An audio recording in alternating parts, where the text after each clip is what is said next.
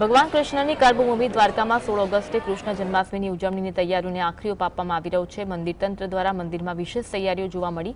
મંદિરના પૂજારીએ જન્માષ્ટમીએ દિવસભર ભગવાનના દર્શનનું શેડ્યુલ પણ જાહેર કર્યું, જે મુજબ જન્માષ્ટમી વહેલી સવારે 6 વાગે જગત મંદિરમાં મંગળા આરતી સાથે ભક્તો માટે પ્રભુના દ્વાર ખુલશે। સવારે 6 થી 8 વાગ્યા સુધી મંગળા દર્શન, સવારે 8 થી 9 વાગ્યા સુધી ઠાકોરજીને ખુલ્લા પડદે અભિષેક થશે, જેના ભક્તો દર્શન કરી શકશે। જે બાદ 9 વાગે પ્રભુને શણગાર કરવામાં આવશે। 9:30 વાગે શણગાર દર્શનનો ભક્તો લાભો લઈ શકશે। જે બાદ 10:30 વાગે શૃંગાર આરતી થશે। બપોરે 12 વાગે રાજભોગ આરતી થશે।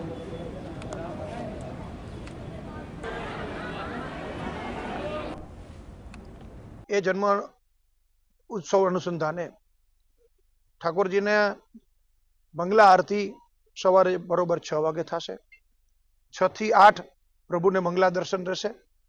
8 वागे भगवान ने अभिषेक पूजा रे दर्शन थशे।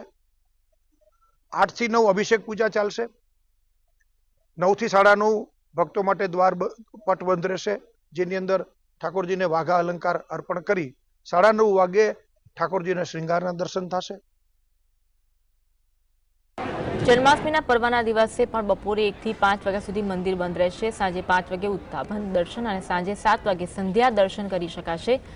सांजे 7:30 वागे संध्या आरती थशे और रात्रे 8:30 वागे शयन आरती बाद 9 वागे प्रभुने शयन करावामां आवशे। जे बाद रात्रे 10 वागे प्रभुने भक्तिभावथी जगाड़ी बंध पड़दे मंगला आरती तेमज जन्म स्नाननी पूजा करावामां आवशे। जे बाद मध्यरात्रि 12 वागे कृष्ण जन्मोत्सवनी उजवणी थशे, जेमां पूजारीना परिवारजनों और देश विदेशथी आवेला भक्तो सामेल थशे और वालाना વધામણા करशे।